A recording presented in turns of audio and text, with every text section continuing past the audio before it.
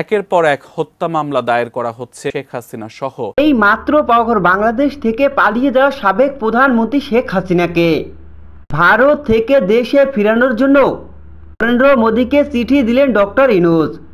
বিস্তারিত জানতে হলে ভিডিওটি না টেনে দেখতে থাকুন শেষ পর্যন্ত। গণ অভ্যুত্থানের মধ্য থেকে বাংলাদেশ থেকে ভারতে পালিয়ে যান জননেত্রী প্রধানমন্ত্রী শেখ হাসিনা।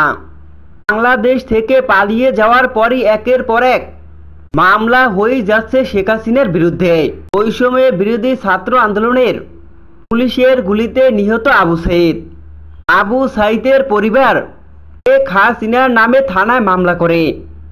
এছাড়াও অনেকেই শেখ হাসিনার নামে থানায় মামলা করে, যার ভিত্তিতে এবার জেগে উঠেছে বাংলাদেশের সেনাবাহিনী। বাংলাদেশ থেকে লুটপাট, খুন, দুর্নীতির অভিযোগও আনা হয় শেখ হাসিনার বিরুদ্ধে। এর জন্যই খুনি শেখ হাসিনাকে ভারত থেকে দেশে ফেরানোর জন্য নরেন্দ্র মোদীকে চিঠি দেন বাংলাদেশের প্রধানমন্ত্রী ডক্টর ইউনূস।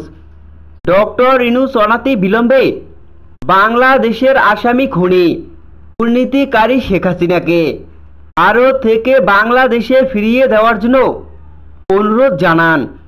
আবু সাইদের খুনিও অনেক শহীদের খুনি শেখ হাসিনাকে দেশে এনে শাস্তি দেওয়ার জন্য ভারতে নরেন্দ্র মোদীর কাছে চিঠি পাঠানো হয়। তো বন্ধুরা, তোমাদের কি মনে হয়, ভারত কর্তৃপক্ষ কি শেখ হাসিনাকে বাংলাদেশের সরকারের হাতে তুলে দিবে? তোমাদের কি মনে হয় কমেন্ট করে অবশ্যই জানাও। এই ধরনের ভিডিও পেতে চ্যানেলটিকে সাবস্ক্রাইব করে পাশে থাকবে লাইকনটি বাজিয়ে দাও। ধন্যবাদ।